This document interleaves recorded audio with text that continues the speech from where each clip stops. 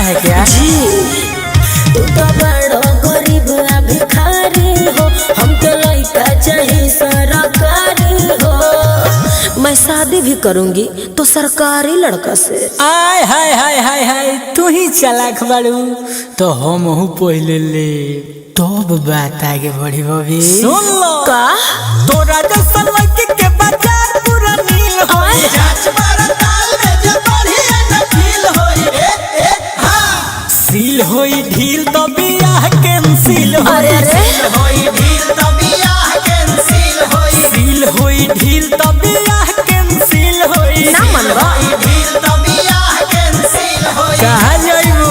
अरे दूर हटा लो।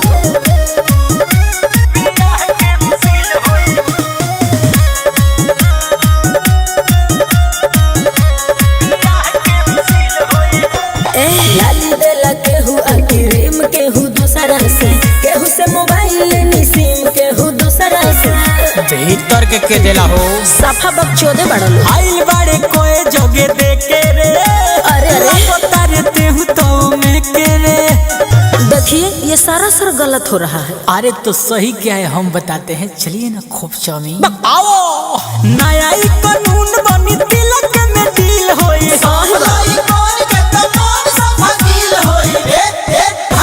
सील होई ढील तो बियाह कैंसिल होई, होई ढील तो बियाह कैंसिल होई, सील होई ढील तो बियाह कैंसिल होई, सील होई ढील तो बियाह कैंसिल होई।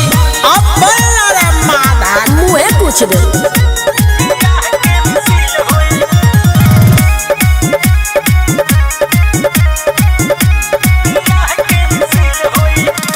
नेता या विधायक पूरा देश बाटे हमनी के, पुलिस थाना मीडिया प्रेस बाटे हमनी के।